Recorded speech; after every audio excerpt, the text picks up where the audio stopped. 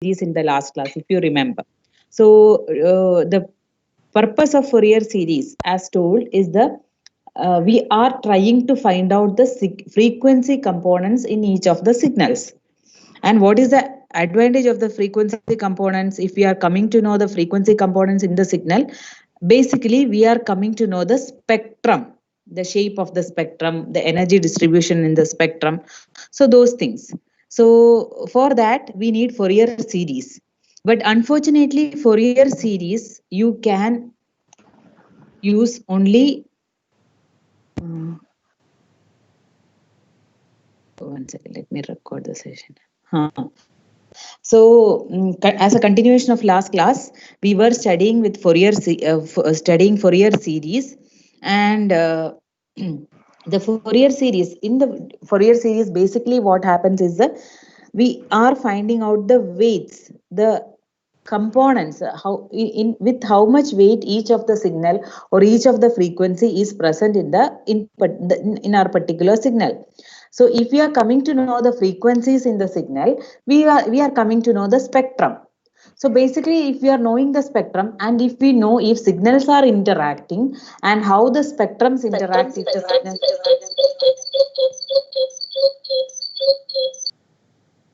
if the signals are interacting, how the spectrum interacts, if that information also we are coming to know, then take it to the next level. See how the signals are interacting after communication. So when you are communicating a signal, we have a signal. That signal is also not alone. We have to process the signal. We have to modulate the signal and then transmit. So that there also one interaction between the signal is coming, and then later on the signal is passing through a channel. There some noise is getting added, so there also another signal interaction is happening.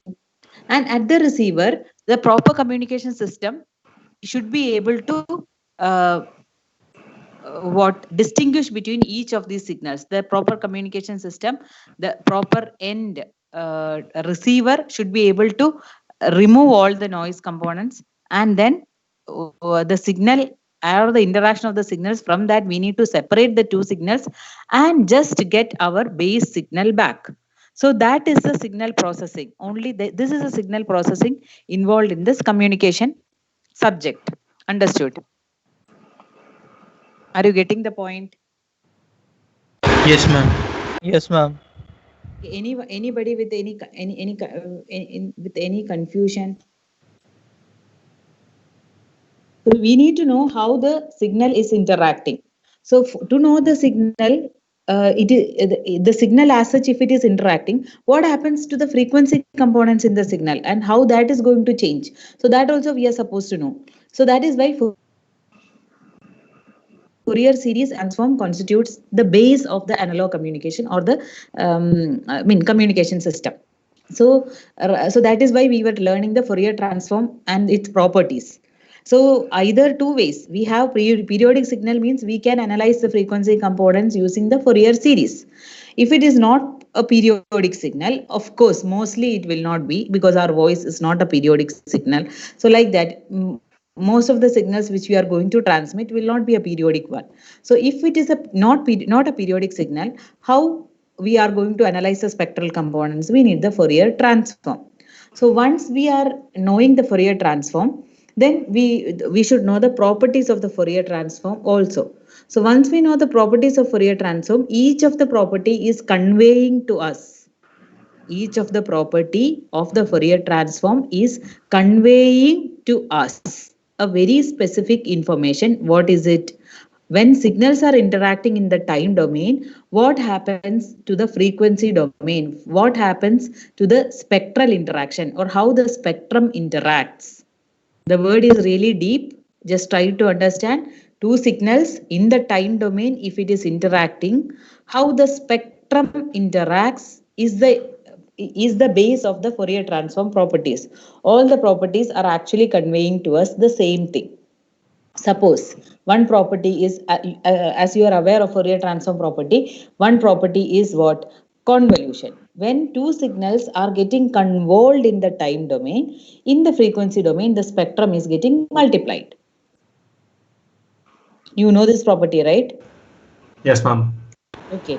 And linearly when two signals are getting added, the spectrum is also getting added. But at the other end, when the spectrum is getting added, that spectrum can have, wait, I'll share the slides, can get interacted, though the signals are not interacting, maybe the signal spectrum will interact.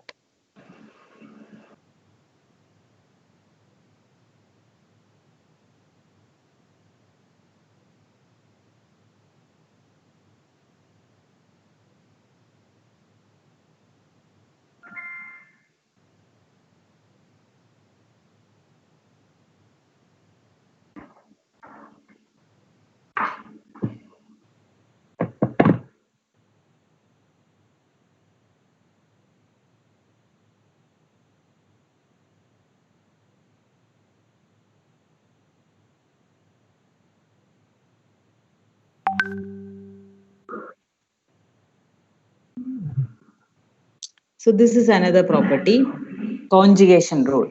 G of t is having a transform G of f. That means if we are plotting G of f, mod G of f, that will be known as the spectrum of G of t. Then for a function G of t, we will have the complex conjugate of G of t. G star t will be equal to, the transform of G star t will be G star of minus f. The transform, original signal transform, conjugate of that with the negated frequency. So next is duality. If G of t is having the transform capital G of f, then capital G of t will be having a transform G of minus f.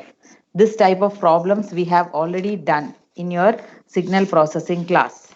But let me try to show you some example whether it is possible. Yeah, you know the one transform pair in a similar way. Can you recollect it? We have done it in the last class, which easily proves the duality property. What is that? Any idea?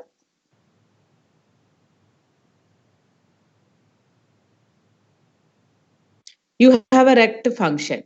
What is a transform of the rect function? It's a sync function. It's a sinc function. So rect function in time domain is having a transform as sinc function in the frequency domain. So just imagine a rect function in the time domain. X-axis is t and a rect function in the y-axis, a rectangle. Draw it. Uska transform in the frequency domain. The axis will be f and it will be a sinc function. So similarly, you take it. A sinc function in the time domain. X-axis is t and you have a sinc function. I mean, both sides from minus t towards minus t as well as towards plus t. The sinc function is actually decaying.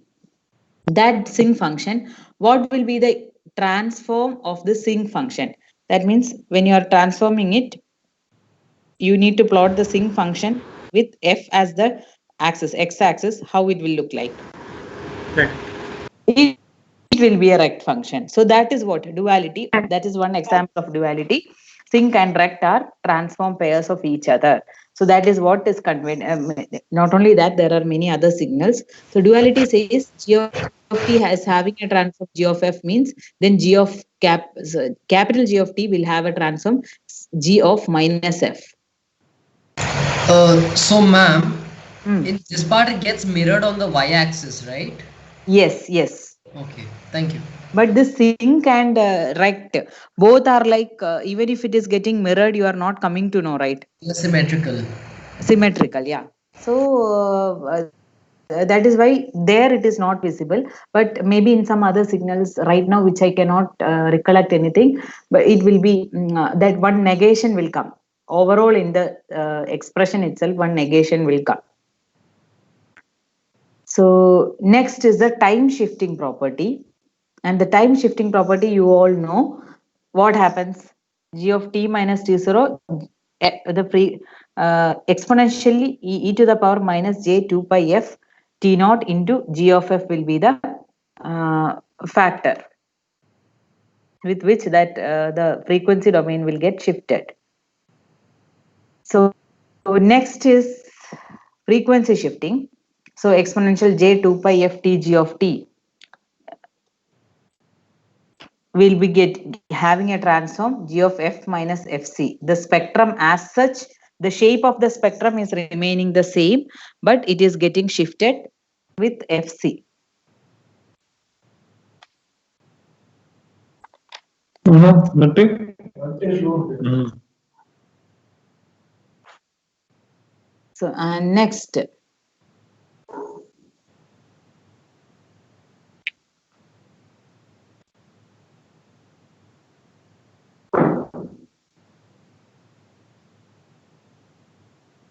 Next is area under g of t. If g of t is having a transform g of f, then overall integral of g of t, that means the area under the curve, that will be represented at capital G of 0. At the 0th frequency, whatever is the spectrum value, that will be representing the total energy in the signal. Okay, are you getting that point? The total area under the curve of g of t will be equal to capital G of 0. At the 0 frequency, what is the spectrum value?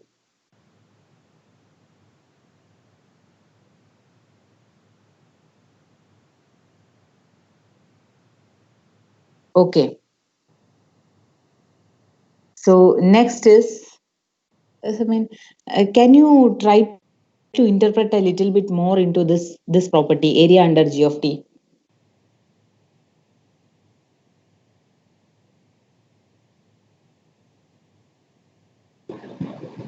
Ma'am, the integral of the signal gives you the energy with time, isn't it? Very good, very good. Yes. So So basically, if the integral with time is finite, you will have like a finite, since energy needs to be same even in frequency domain. The integral on that side will also be finite, first thing. Second thing, then you have Parseval's theorem, uh, where you can take the square of the values of the signal and then integrate over time, and you will have the same thing for the Fourier transform on the other side. You take the square and integrate over all frequencies, you will get the same value. okay, okay, yeah. So f is equal to 0. Yeah, Ma'am, f we is can, equal at f equal to 0. Whatever is ma'am, we can also know if the signal is an energy signal or a power signal. very good. Yes, that also information we can. Otherwise, this integral itself will not be happening. Today, can you see the mouse pointer?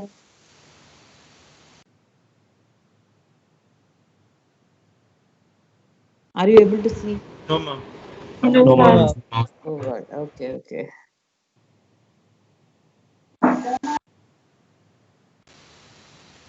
The next property is differentiation in time domain.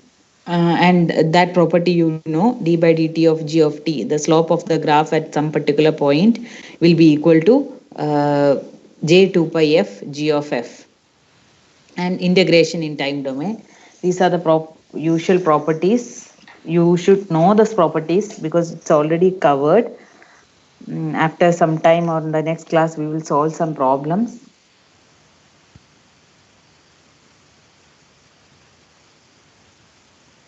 Next is modulation. The same thing. Product of two signals, modulation theorem. Product of two signals, uska transform will be convolution of the spectrum.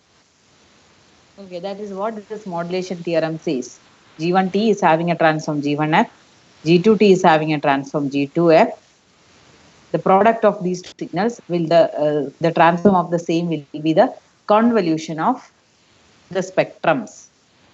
And convolution theorem states that two signals, the convolution of the two signals will be the transform of the convolution of two signals is the product of the spectrum.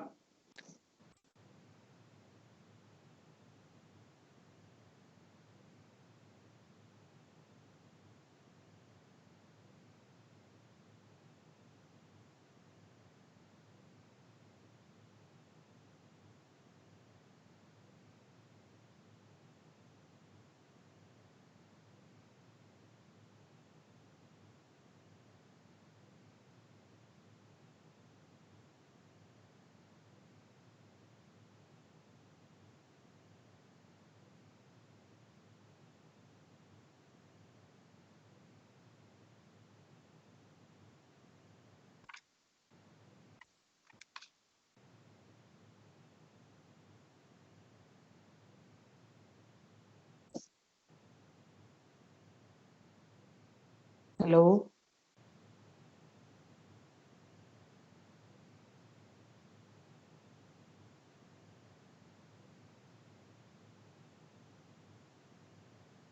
Hello. Am I audible? Yes, ma'am. Yes, ma'am. Okay, it was just getting loaded, and it looks like it is getting stuck. Okay, so next is correlation theorem. Are you aware of the operation known as correlation?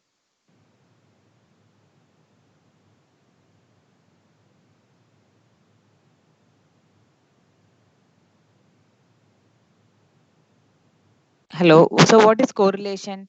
Correlation is an operation which is similar to convolution, but in convolution we will flip the signal and then shift it, multiply it, and then add it. So that is what is happening in convolution. In the correlation is exactly the same thing, except for the fact that we will not flip the signal. And the correlation theorem states that the two signals, when it is getting correlated, see if you can see for convolution, this expression will be G1t, G2 star, T tau minus T, and here it is T minus tau. So the signal as such, we are delaying and then multiplying and then adding. So the transform of that will be spectrum and its conjugate, the product of spectrum and its conjugate. Excuse me, ma'am. So what if we did it in such a way that we didn't take the complex conjugate and didn't flip and shift the signal? So would we get the same answer? I didn't get you. If you didn't flip, we are not flipping the signal for correlation. But ma'am, what then T minus tau isn't that flipping? It is not flipping. It is just delay. Okay. Okay, ma'am. Ma'am, isn't T minus tau shifting? Like we are shifting the signal by tau length. Yes. It is shifting, but it is not flipping.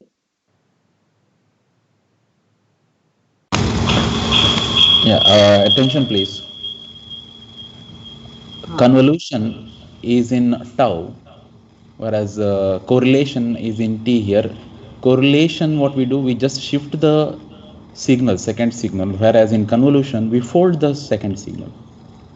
Okay, about time axis.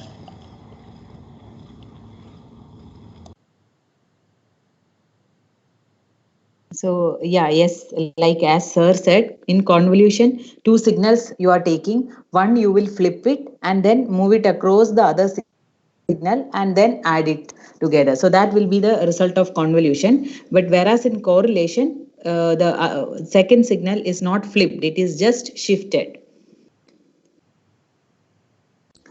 So here comes one point which I actually told last time.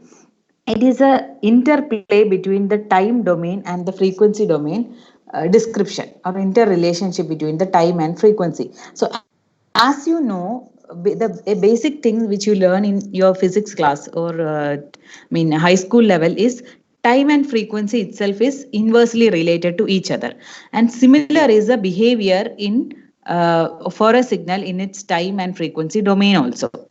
So when a time domain description of a signal is changed, the frequency domain description of the signal changes in an inverse manner, and it is a vice versa. So this can be somewhere correlated with the hello. So this can be somewhere correlated with the uh, space and momentum, place momentum. With respect to atoms, Heisenberg's principle, right? Isn't it Heisenberg's? You cannot identify the space, place, as well as the momentum simultaneously. So like that, we have a constraint over here. We can specify an arbitrary function of time or an arbitrary spectrum, but we cannot specify both of them together. Independently, we can, we can assume a signal. Okay, we can assume a signal and we cannot assume the spectrum. Once the signal is defined, the spectrum is defined. So similarly, you can specify a spectrum, but once a spectrum is defined, then from that you have to find out the signal. It's not to, it is not possible to assume as, okay, there is this signal with this spectrum. So that assumption is foolish. You have to assume a signal, then you have to find out its spectrum. So that is a time and frequency, it's inversely related. The next point is, if the signal is strictly limited in frequency domain, the time domain description of the signal will trail on indefinitely. So that example you already know. For that also we can take the example of rect and sync function. So what happens to a rect function in the time domain? Rect function in a time domain means it is a strictly time limited signal. The rect function exists from -t to t means, 2t duration is a rect signal. It is strictly limited in time. And what happens to its frequency domain counterpart or its spectrum? It is a sync function. And sync function is extending from -infinity to +infinity. So the signal, if it is limited in time, it means that the spectrum is indefinite. Similar way in the other way, for a strictly band limited signal, what do you mean by a band limited signal? The frequency description is really specific. We can thoroughly say that from after f, there is no signal existing. So till f is the, any frequency component of the signal will be within f. That means it is a low pass signal. That means all the frequency components lie from within 0 and f. So that is a low pass signal. And that is a frequency limited signal. And what that is also a rect function in the rect function model only that is existing. The rect function, what about its time domain counterpart or the inverse transform of the rect function if the rect function is in frequency domain? That will be a sync function, which is extending from -infinity to infinity. So this is a signal. We say a signal is strictly limited in frequency or strictly band limited if its Fourier transform is exactly 0 outside a finite set of frequencies. So after that, and a signal cannot be strictly limited in both time and frequency. That supports the point in the first one.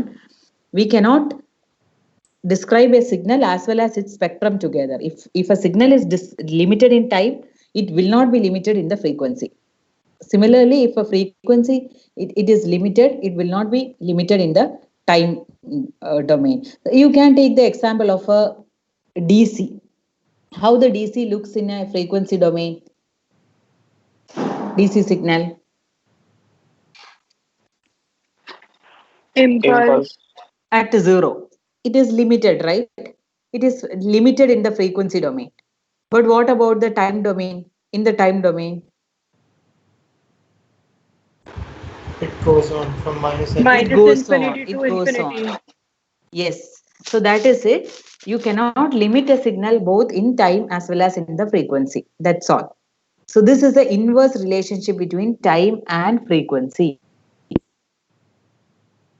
And combining these two, you can arrive at a this condition: duration and bandwidth. Duration into bandwidth will always remain a constant.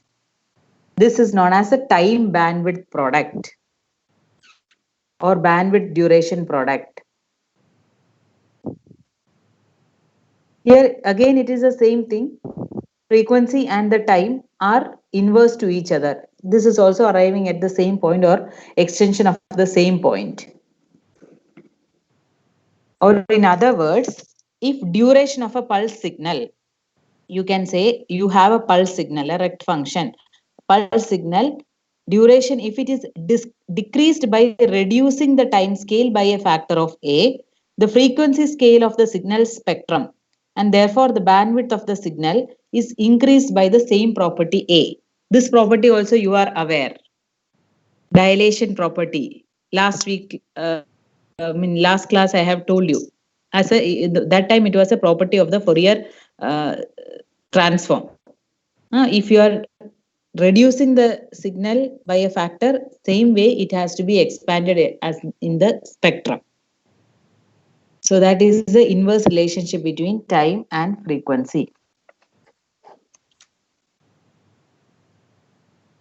So next we are going ahead with energy and power signals. Ma'am, a couple Ma'am, of I minutes have a before doubt. that. Yeah, tell me. Sure, you go ahead first. Yeah, thank you. So, ma'am, what I want to ask is, what is the intuition behind using a function that is convolution function and correlation function? Meaning that where should I use the convolution function and where should I use the correlation function? Okay, very good, very good. Basically, correlation in a bigger way when it is to extract the similarity between the signals. Okay, correlation conveys the similarity, how correlated it is. In daily usage also we use this correlation, right? They are correlated. So it means that how similar it is. So two signals, to understand the similarity between, it is a quantification. It is kind of a quantification of the similarity between two signals. So once you are doing the process, if you are getting one particular value, means okay, this much it is matching with each other. So that is a very vague way of or explaining the similarity between the signals, a quantifying thing. And another way, this correlation is not usually used between the signals, but practically most of the time it is used within the signal. That means a signal is getting correlated with itself. There, what is the importance is, a signal you are passing through a system. Okay, x of t, suppose x of t pass through a simple system. You're in that system, you are not going to manipulate the signal in any way. You are not going to amplify it, nor what was the word for attenuate it. No, both, nothing you are going to do. You are passing a signal through a system, and the end result you are getting. Are you expecting that the end result will be x of t itself? What is your logic? Will you be expecting that? Uh, if there are simple, I am expecting a phase delay, some kind of phase delay. Yeah, even time delay can happen, right? X Yes, of ma'am. t, x of t minus 2. Let us be in the time domain for time's sake. So x of t and the received signal is x of t minus tau. So how much delay? This correlation factor, it is also used for synchronization of the signal. You correlate this x of result of the x of t minus 2. That means the output and the input, and whatever you are getting a value, with that you can actually analyze um, how correlated it is, means how synchronized it is. That is also another way you are going to use the correlation, that operation.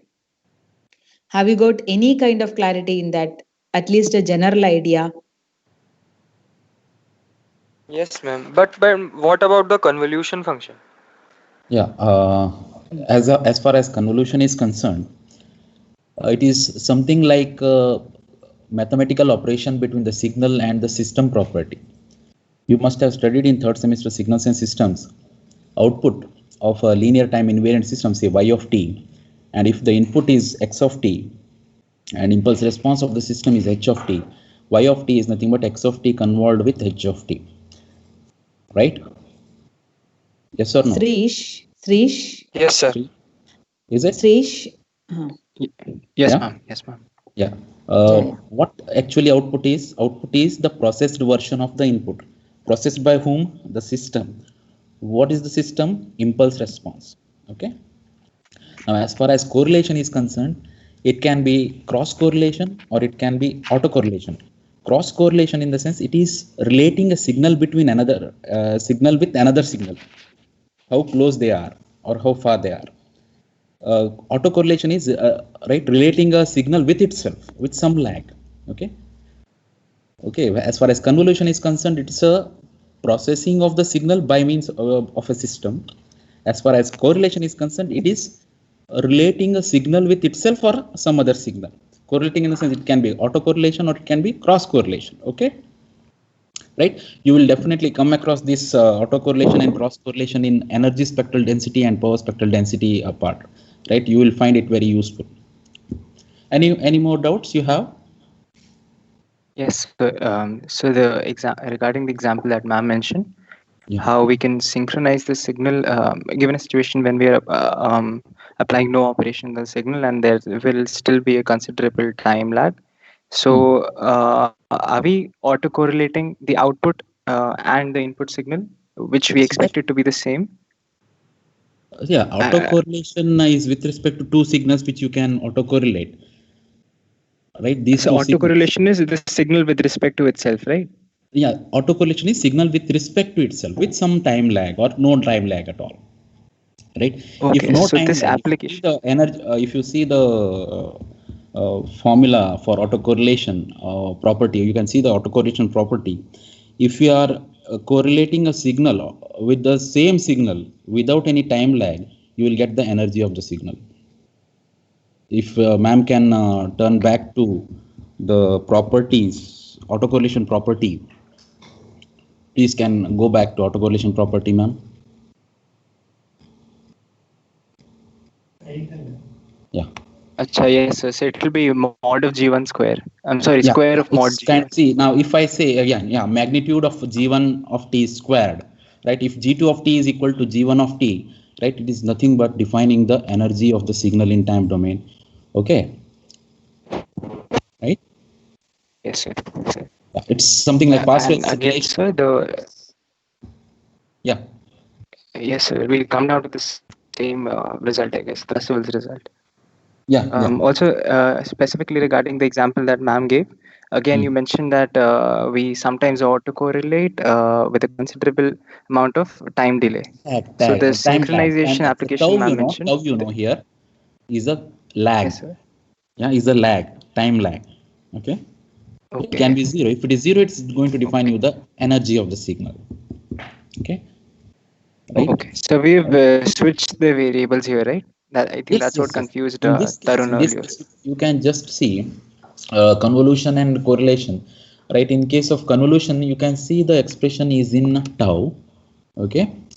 Whereas in correlation, it is in t, dt, integral with respect to t in correlation, integral with respect to tau in convolution. Okay? Yes. Yeah. Yes, sir. Yeah, carry on, man. Thank you, sir. Yeah.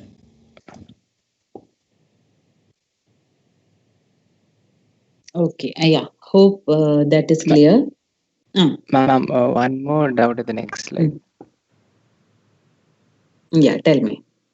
I'm here where you mentioned how analogous to Heisenberg's principle, we cannot fixate two quantities simultaneously for Yes. a time domain spectral pair. Now, Yes.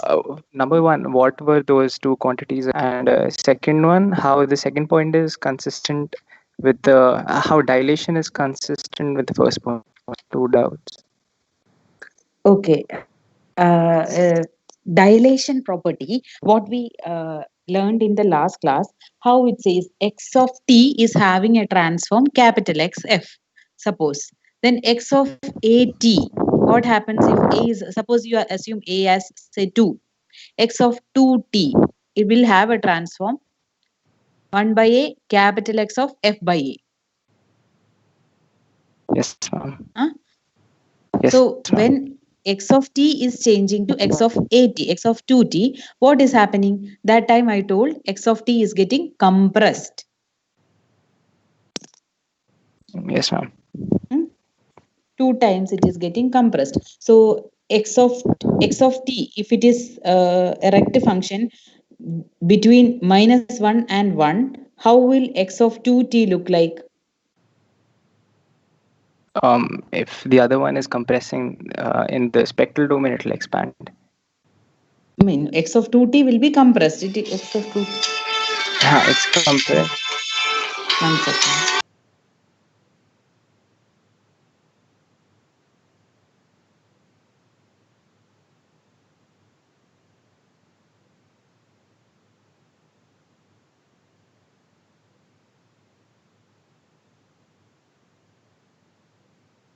Hello. Okay. So isn't that clearly what is mentioned here? Srish, again, was it you who is asking? Yes, ma'am. So x of a 2t means the signal is getting compressed. So correspondingly, the spectrum x of f is becoming x of f by a. That means that in the spectral domain, it is getting expanded. Oh, okay. So that is Yes, what ma'am. that is Ma'am, but explained. again, Heisenberg's principle. Yeah. Exactly this, ma'am. How can we not fixate two quantities simultaneously? Like Heisenberg, we sort of understand intuitively that we can't fix the position. Like if we can't know the position and the velocity at the same time. But here, the moment we have the time, moment we pinpoint some time, we automatically know the corresponding frequency pair to it. So we are actually simultaneously finding two pairs, right? If we know You are we're not talking about fixing it. You will be coming to know because one is a function of another. okay. So one is a function of another. You will come to know, but you will not fix it. Okay. You cannot fix it. You cannot say that independently. You cannot take one signal and another independently take one spectrum and say that okay, this is assume this signal and assume that this signal ka spectrum is this. No. Okay, ma'am, we probably know it beforehand. That's why Yes. the confusion. Yes. Like in third semester, we studied beforehand. And one last thing, this another example you gave is how rect is time bounded, and when you go to the spectral domain, sinc function it tends towards both the infinities. Yes. So how is this exactly consistent with the conservation of energy? Because the infinite amount of ripples. This is basically the energy conservation itself. Ma'am, but there's finite amount of energy in a rect signal, right? However, in sync function, since it is extending towards both the extremes, won't it accumulate infinite amount of energy eventually? What happens? See, The ripples you are toward speaking about rect signal and uska transform sync function. Is that what you are telling, or sync function in the time domain? What exactly you are telling? Ma'am, rect in time and sync in frequency. So spectrum, sync is in spectrum, right? That spectrum, if it is sync, what it means that signal is having infinite amount of frequency components. That's all. It is not commenting about the energy in that. So what about the energy in that? That also we learn. I mean, in this property, at zero, what is happening? See what this says. Area under G of t. That is the energy of the signal, rect function. And the energy with respect to spectrum, the energy factor or energy value will be conveyed as the value at f is equal to 0. Okay. Are you able to relate? Oh, ma'am, yes, ma'am, I assumed that the okay. Ma'am, I assume that the area under curve will be same in both graphs, although that's No, possible. definitely not. That's not possible. That is what we are trying to say here also. When there is an inverse relationship between, you cannot just directly relate a spectrum to a signal, because you imagine sine wave. What is the spectrum of a sine wave? A sine fixed frequency wave, sine 30 hertz t. Uska spectrum will be just an impulse, right? At 30 hertz. Yes, ma'am. But what about this sine signal extending from minus infinity to infinity? So that is what you cannot directly take area under the spectrum and connect it with area under the signal. That both two are extremely two different domains. And those two domains are inversely related to each other. That is what we are trying to say with this. Okay, thank you. Okay, sir, any points to add, sir? PMP, sir.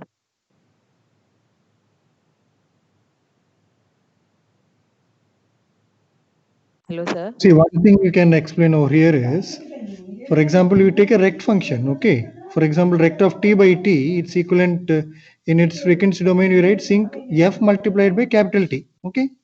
So in sync function, when you plot, the energy is concentrated in the main lobe, that is at f is equal to 0. So what happens when Yes, sir. in side lobes, what happens? Energy tend to decrease as omega increases. So for example, if Yes, sir. omega is increased till infinite, what will happen to the main lobe there? It will become an impulse. It will become an Yes, sir. impulse. Even signal processing was studied. If you remember, when you increase the omega value, the area of the lobe, that is, becomes like an impulse. So that is the actual Yes, drastic sir. difference we can see in rect function as well as your sync function. So omega increases, the energy is concentrated in the main lobe at f equal to 0. Is it clear? Yes, sir. Yeah. Sir, So you have, intuitively, Yes, how sir. is it Understood. happening that the energy is concentrated in the main lobe only? yes, that's omega increases, the side lobes tends to decrease the energy. You have that important point. You remember that? So that's why Srishti is in Yes. asking starting why class is the when the energy madam was concentrated in the main explaining, lobe? that's why the side lobes was, that amplitude was going on decreasing at omega increases. Got it? Okay. Your main Yes, sir. energy is concentrated in the main lobe. Okay. Okay, sir. Yeah, please carry on, madam. Thank you, sir.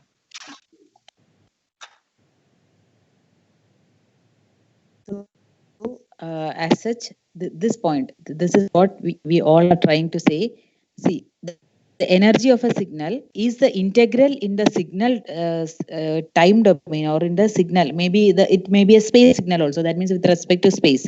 But anyway, the area or the energy in the signal, when it comes to spectrum, the total energy of the signal, spectrum just conveys the frequency information, or these are the frequencies which are present in this signal. That's all. The weight of each of the frequency is not relevant as such connecting with the energy of the signal. Weight of, okay, say 30 hertz is present in as with a weight of 5, and 100 hertz is present with a weight of 2. It doesn't mean, it doesn't convey anything directly to the energy of the signal, but energy of the signal is all about the DC component, the f equal to 0, the DC component in the spectrum, that is G of 0. So anywhere in within the spectrum, if you want to find, okay, in the signal domain, what would have been its energy, you need to look at f equal to 0. At that, what is the value? So a rect function. So a rect function is having, just wait.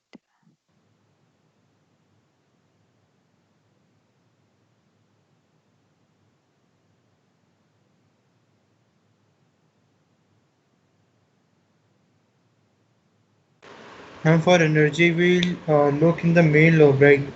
Like the 0 hertz that you are referring. See, this is a rect function. Say, this is having a this is a rect function. Okay, the amplitude is A. Okay, and the duration is capital T from here to here. So what is the energy of this signal? What is the energy of this?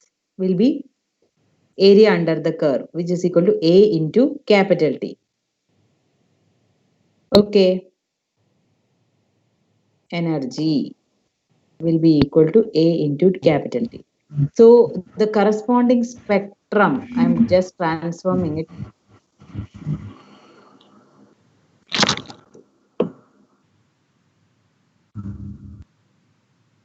The corresponding spectrum will be a sync function.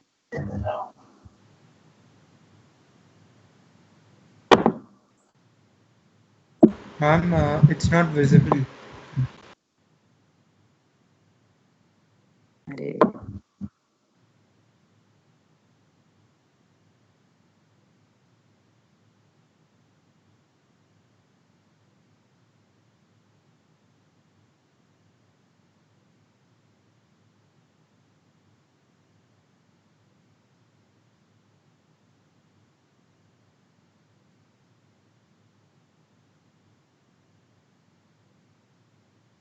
Is it visible now?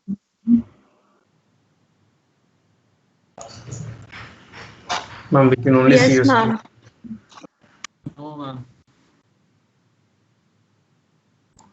Ma'am, your home screen is visible. Oh, yeah, now it's visible. Yeah, it's there now.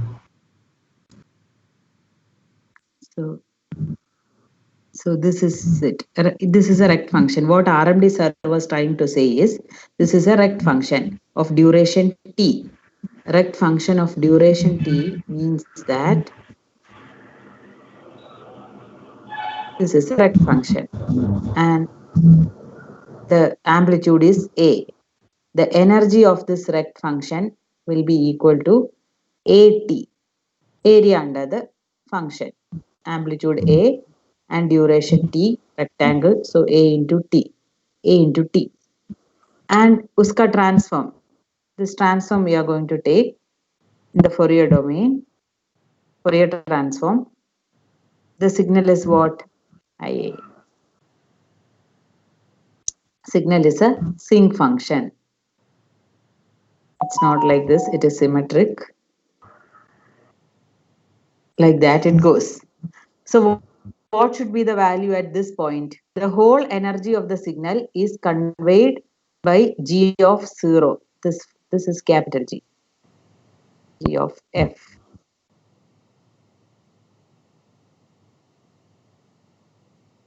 And this is G of T with respect to T. So according to that principle, not according to that principle, it is a reality that the energy of this signal is conveyed at capital G of 0. So here what should be the value I am asking, the spectrum. The amplitude of that is AT.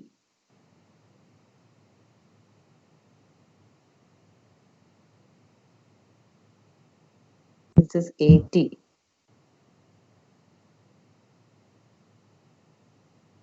A into T is the value over here. Is it okay? Yes, ma'am. Okay. So this is what sir was also trying to say. You cannot look at the spectrum and just assume that this is having the spectrum is extending from minus infinity to infinity. Don't say that the signal will be having a huge energy. No, and that exactly is the inverse relation point is telling. If you are seeing a spectrum of infinite duration, then it means that the signal is restricted in the time domain, and it is a vice versa.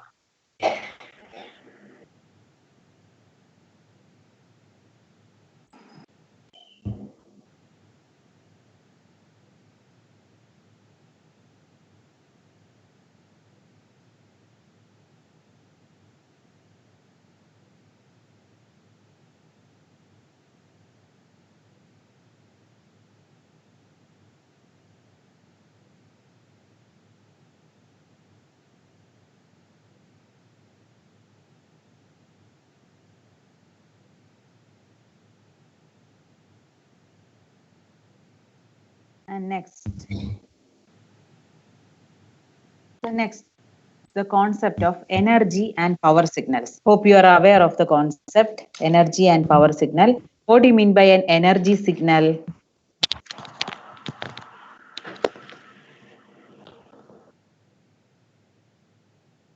Here basically we are trying to categorize the whole signals into two types, energy signal and power signal, and we are going ahead with analyzing or some properties of each of the signals. So what you mean by an energy signal? Ma'am, it has a finite energy. Yes, the average energy will be finite, but for a power signal, the average power will be quantifiable. And usually non-periodic signals are energy signals. Yes, that can be one general statement. And an energy signal has zero average power. A power signal has an infinite average energy. So the power signal, it will be having an infinite energy, and that will be like a periodic signal, and so it will not be absolutely integrable, and that will not be Fourier transformable. Okay, are you trying to any indefinite signal which is not a sine wave, you can say and this periodic and it is extending from minus infinity to infinity. For that signal, it is not possible to find out the energy as such unless it is limited. It is not possible to find the energy. So there you have to categorize it as a power signal and approximate the power of the signal. And this non-converging signals or extending signals will not have a Fourier transform. So for that, to describe certain characteristics of that signal, we need a term known as power spectral density. And for energy signals, we have energy spectral density. So we are going ahead with two different terms. One is energy spectral density and another is power spectral density. So energy spectral density we define for an energy signal. That means for a signal which is having a finite energy. So there, in that kind of signals which are Fourier transformable, finite energy means that we can have a Fourier transform of it. And for those signals, we are using the term energy. We are finding out a term energy spectral density, and it will have certain properties that will be also we will be seeing it. And what will be energy spectral density? Can you just assume what it will be? Energy spectral density or power spectral density. Just assume it. What can be that? Ma'am, will it be the power contained in each frequency that constitutes the signal? Are you speaking about power spectral density or energy spectral density? Power or energy correspondingly? Yes. So energy spectral density is a term which is used to define, used for energy signals which are having finite energy, and it will be conveying you the distribution of the energy of the signal in the frequency domain. How the energy is distributed in the frequency domain.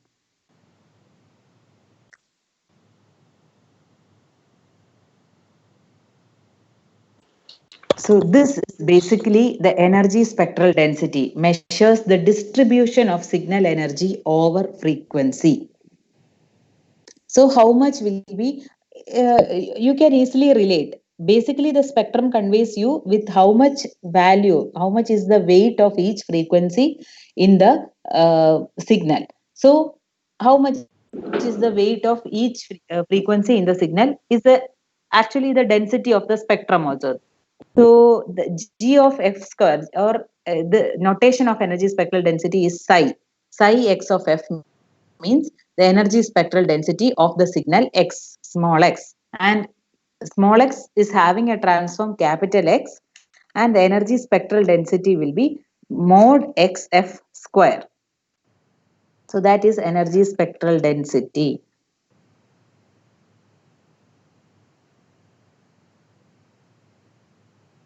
So from the spectrum, if you want to evaluate the energy of a signal, what you want to do?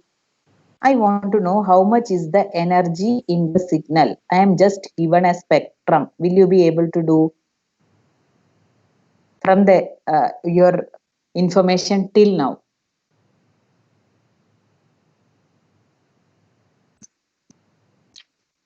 How you will be doing?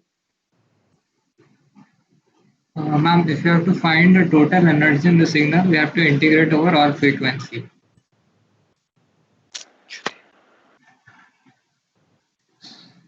More.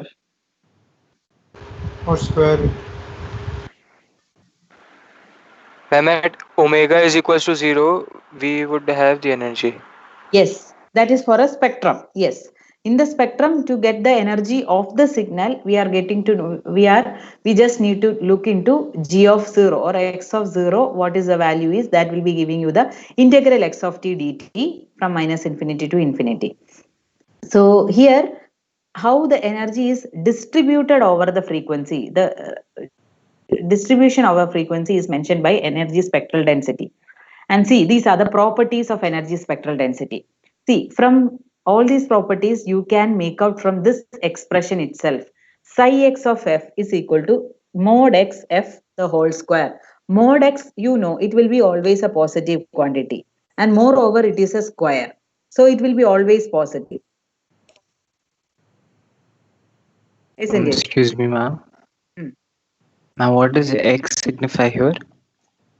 X is the signal. Psi X means Acha, okay. I'm you sorry, have a small x. signal Okay. x of t. Uska transform is capital X of f. You need to know what is the energy spectral density of x of t. Then you have Yes, to ma'am. write at psi of x of f. Yes, ma'am. Thank you. Okay. That will be mod x f the whole square. So you can estimate, see this is a square function and moreover it is a mode. So energy spectral density, want energy spectral density be always positive.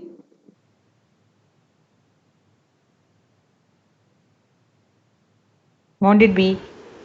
Yes. It will be always positive, right, ma'am? So that is Yes, what ma'am. the first property is saying. That's what energy spectral density of energy signal is a non-negative real valued function of the frequency. At the same time, you can, if it is negative, how can it be negative? Energy spectral density is the distribution of energy over a frequency. That means, and at one particular value, it cannot be negative. There is no frequency which can contribute negatively to the energy. That's what any frequency in present in the system cannot take energy from a signal. That is another way of interpreting it. So, and next thing, this is mod xf square. Energy spectral density for real valued energy signal is an even function of frequency. Of course, that is also because it is a square and mode. You can estimate, have a grip on this property easily. Xi x of f and xi x of minus f are equal to each other. Then next, total area under the curve of energy spectral density of an energy signal equal to signal energy. Total area under the curve of energy spectral density, not the spectrum.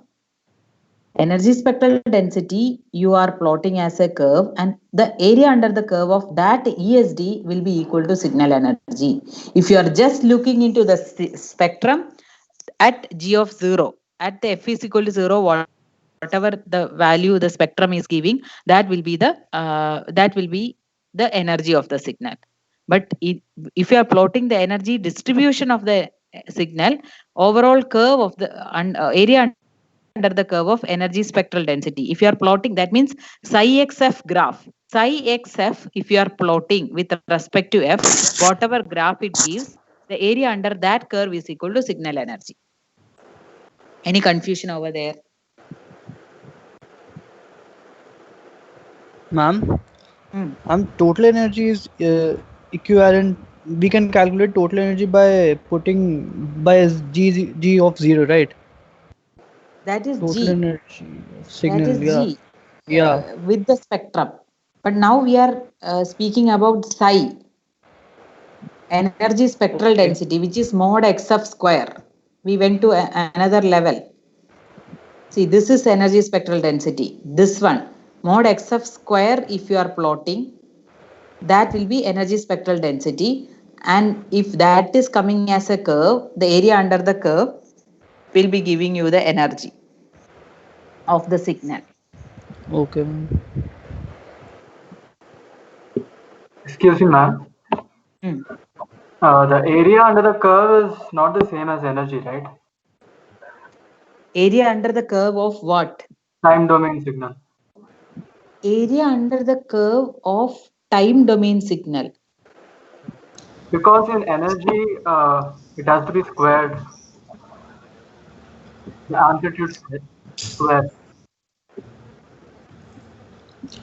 No, area under the curve, energy signal in time domain is frequency component at f equal to 0. Okay? Yeah. Fine? Yeah. Yes. And now I want to ask you one thing. If I am interested in the energy distribution in a band of frequencies, how can I find using energy spectral density?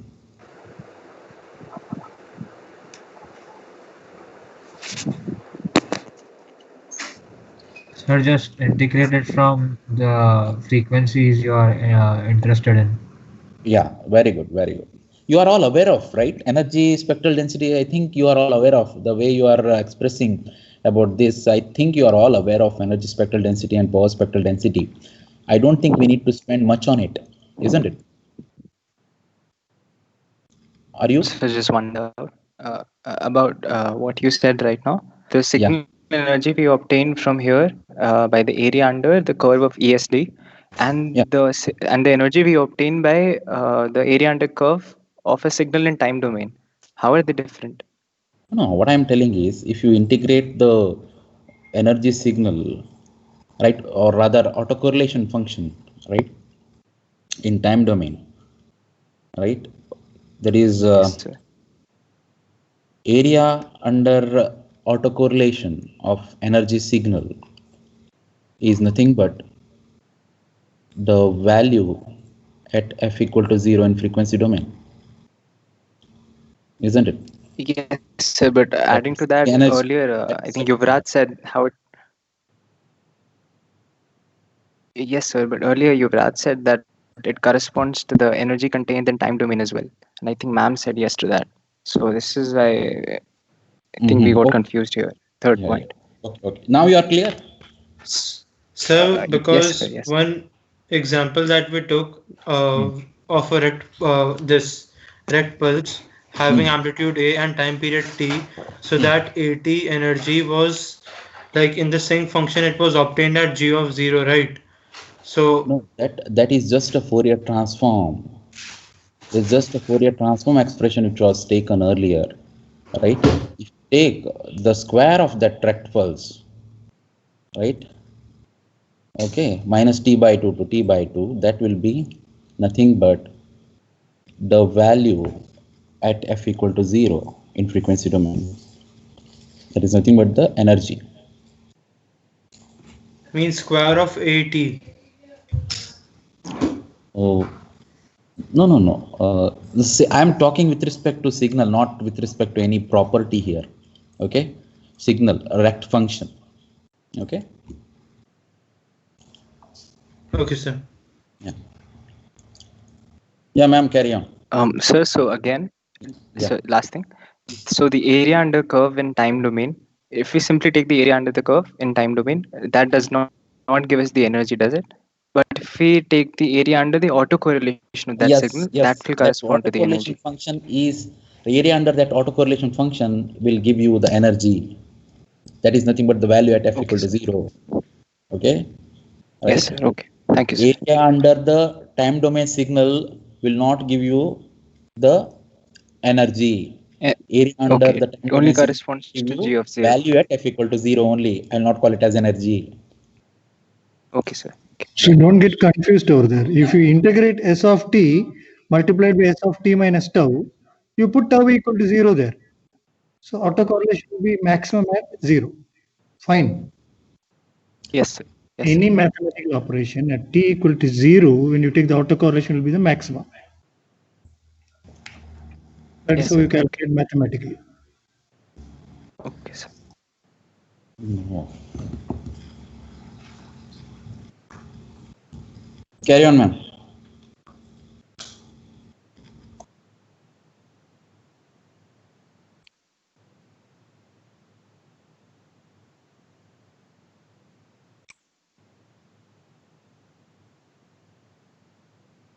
So, and the last property is an energy signal transmitted through a linear time invariant system. So, an LTI system is having a impulse response h of t. Then, when how an energy spectral density of the signal changes when a signal is passing through a system. That's what is conveyed by this property. It will be xi y will be equal to hf square mod hf square into xi xf. So a signal x, when it is transmitted through a system and you are getting a signal, an output y, the output y and x will have this relationship. The energy spectral density of the input signal and the output signal will be having this relationship. So that is about energy spectral density. Can we solve a problem? So this is actually sink square t. Okay, sink square t. Area under the curve of sink square t equal to 1. Can we prove it?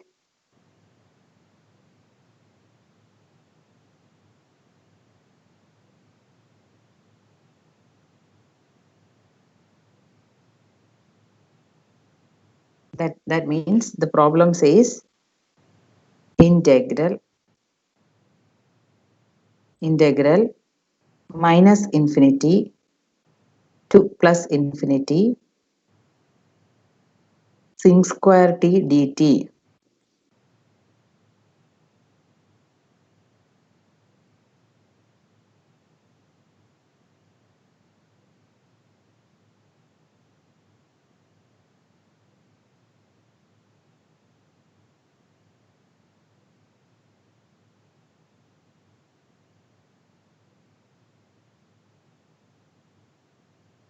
equal to 1. So this can you prove?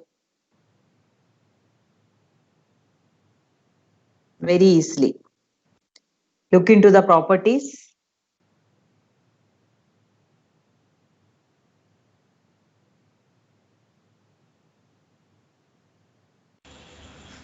Ma'am, we have to use duality, right? You can.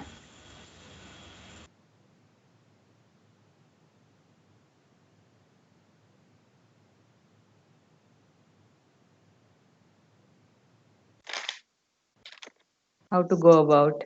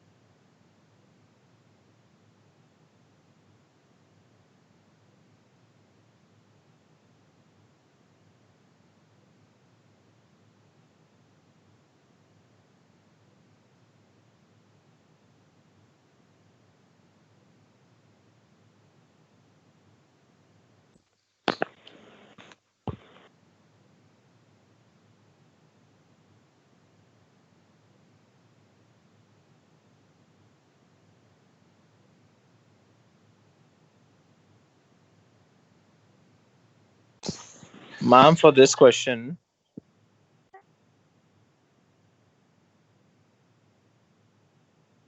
hello. Yes. Yeah. Uh, do we take the Fourier transform of sink square t and then get the value at f is equal to 0? You can. We can do that, right? Because it should Yes. give us the same answer. Hmm. Okay.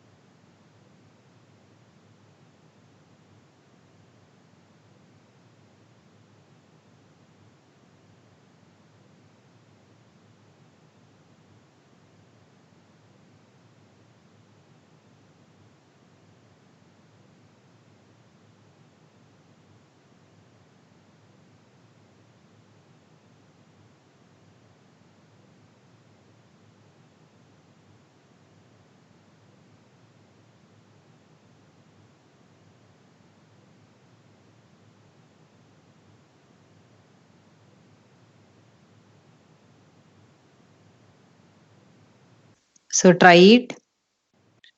Just see whether you can solve it.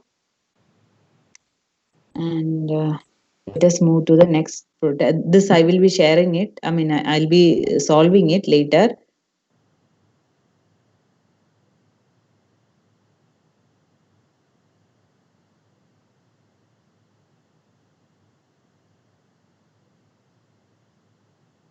Next, we will go to the power spectral density. So similarly, as we said, like energy spectral density, we have a term called power spectral density, especially for the power signals, where you cannot calculate the individual, total energy for the signal.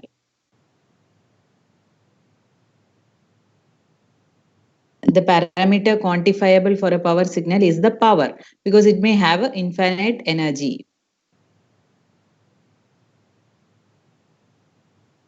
Okay, before that, let me come to one point.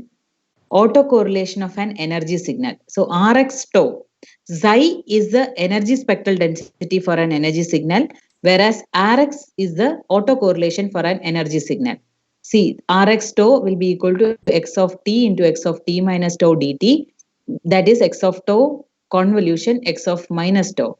So this is basically the measurement of a similarity of a signal with a delayed version of itself. When the signal is, it's autocorrelation. Okay, correlation is a similar to convolution without flipping, multiplying, and adding. So autocorrelation is a correlation of the signal with itself, and it is giving you an information about how much similarity is there between the signal and a delayed version of itself. So what about these are the properties of autocorrelation function. It is an even function. Rx tau will be equal to Rx of minus tau, and autocorrelation defines signal energy. Rx of 0. At 0, energy of the signal will be equal to autocorrelation function. At 0, the autocorrelation function will be giving you the energy of the signal. The maximum value of the autocorrelation function occurs at the origin. That means at any of the tau values, it will be less than value at the origin. That means less than the energy of the signal. And next, very important point is that, see, autocorrelation function and energy spectral density are Fourier transform pairs. So Rx tau and Xi(x)f will be Fourier transform pairs. So these not the point. Autocorrelation, what is autocorrelation function? It is actually measuring the similarity between the signal with itself with a delayed version. And then the properties of the autocorrelation function, that is Rx tau, and it is an even function.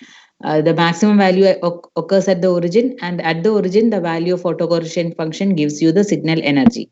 And autocorrelation function and energy spectral density are Fourier transform pairs of each other. So these are the points with respect to autocorrelation function. I have one doubt.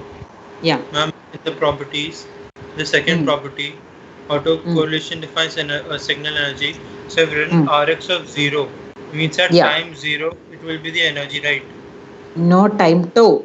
So Rx tau will be giving you, see, you have a signal x of t, means this autocorrelation function Rx tau, you are not plotting against t, you are plotting against tau. Okay. Yeah, 1 minute. Just go to the previous slide, madam. I'll explain this doubt. Just go to the previous slide. I'll explain this doubt. Earlier one. Here, this one. Yeah. Now you put tau equal to 0. How much it becomes in the right hand side? It becomes x squared of t. X squared of t is the energy of the signal. Fine. Yes, sir. Yeah.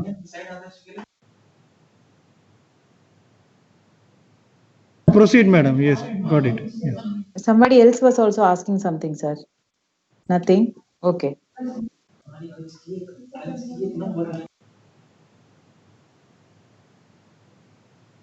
So next we are going ahead with the term power spectral density. So the power spectral density is as similar to energy spectral density. This is the expression. Limit t, capital T tends to 0, 1 by 2t xt of f mod x square. So that is power spectral density, and it is defined for power signals.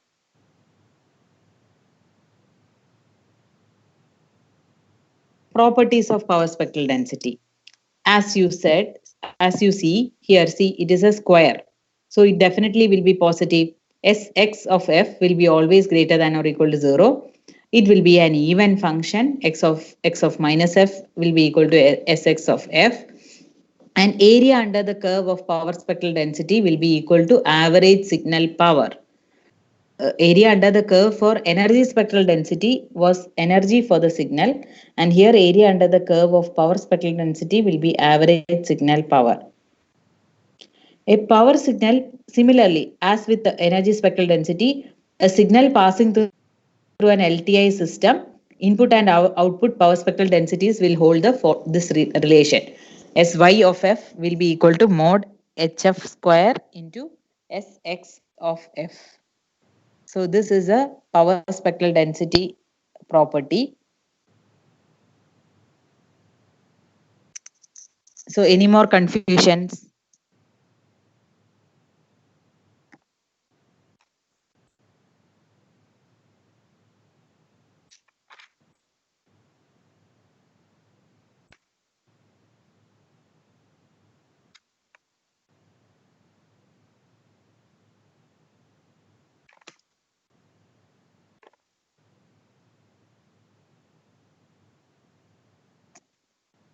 Ma'am, Mm. the energy we are getting after finding the area under curve of energy spectral density and the energy we are getting by putting tau is equal to 0 in the autocorrelation, they're the same, right? And that in Yes, fact is yes. Parseval's theorem, if I'm not wrong. Yes, it is. Okay, thank you. Okay. Anything more? Next class we will be solving the concepts as such is done. Next class I'll plan for some problems. By then you can also try to solve some problems. One is, so chalo, right, x of t is equal to g of t into cos 2 pi fct. X of t is g of t into cos 2 pi fct.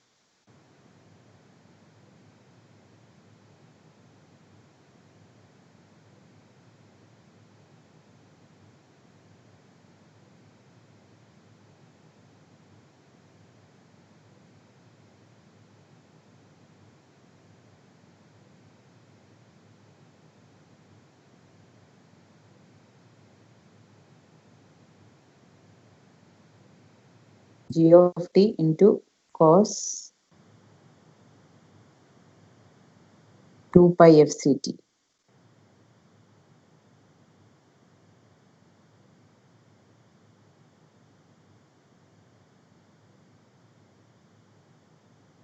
Find the power spectral density.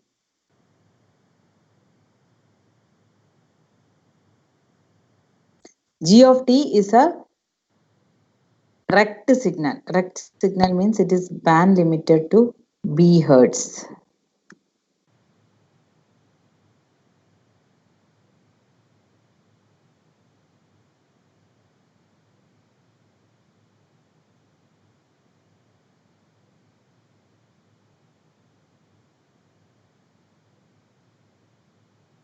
G of t is basically rect BT.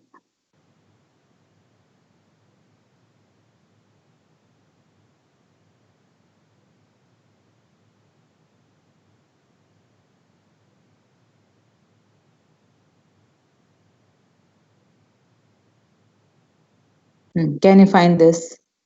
X of t is G of t into cos 2 pi fct, and G of t is rect BT.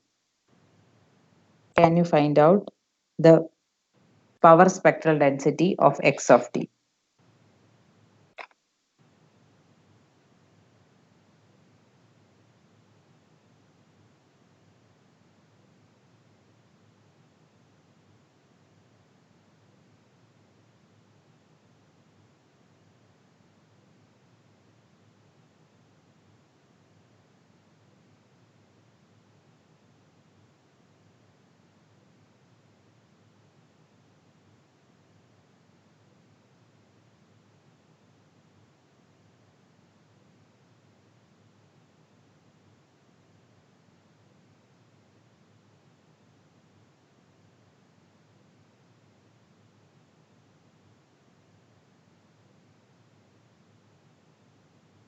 And next question.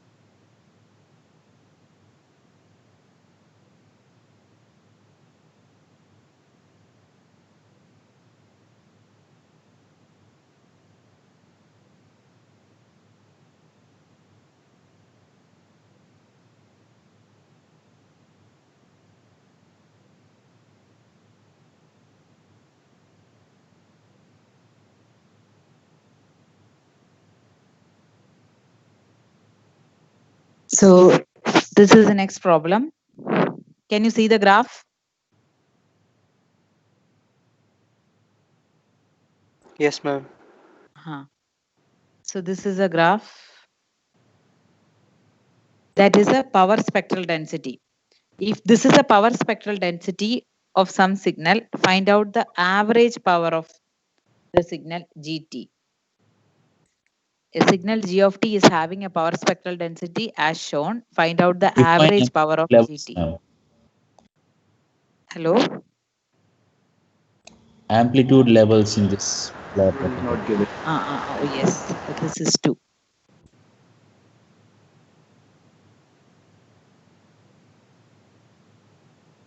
This is 2. This is 1.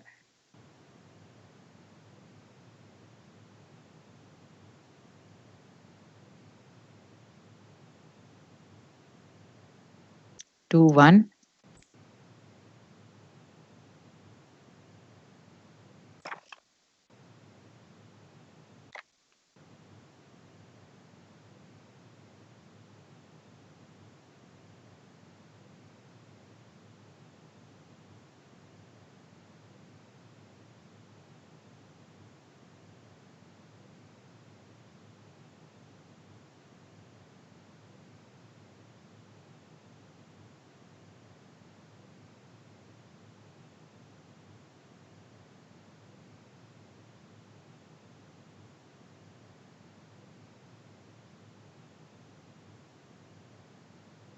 So try to solve. It will be 6, right? Yes. It is average power. If a power spectral density graph is given, the average power will be the area under the graph. Area under the curve. And that will be 6. The rest 2 you will have to solve equation and apply certain transforms for each accordingly. So try to solve it. And next session will be full problems. We will solve more problems. That will be a tutorial class. Okay. Okay, guys. So any other doubts or any confusions? Else we'll wind up. For the previous question where you had that cos 2 pi fct and the rect function, there rect of 0 comma bt. So b is any random parameter. Rect is 0 comma bt. As in, like, the step starts from 0 and ends at b into t. No. So how is that rect function defined? Can you just repeat, ma'am? Rect bt means that the rect signal is band limited to b hertz. But this is in time domain, right? Yeah. So band limiting thing. So will it be from minus 1 by 2b to 1 by 2b? Yes. Okay. 1 by 2b. No, B by What 2. is from B by minus 2. 1 by 2b to 1 by 2b? Ma'am, The minus the B red by 2 to B by 2. In the time domain or in the frequency domain? Ma'am, time time domain. domain. The Yes. length of the rectangular function. Yeah.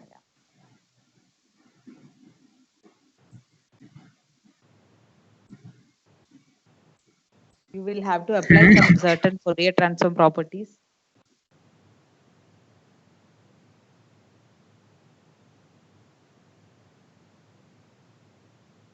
So solve it, and we will solve more problems and give the solution of the same by in the next class.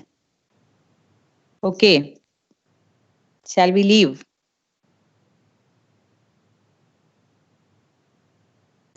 Yes, ma'am. Yes, ma'am. Thank you, ma'am. Okay. Thank you, ma'am. Thank you. Thank you, ma'am. Thank you, ma'am. Solving problems, you will get to know more.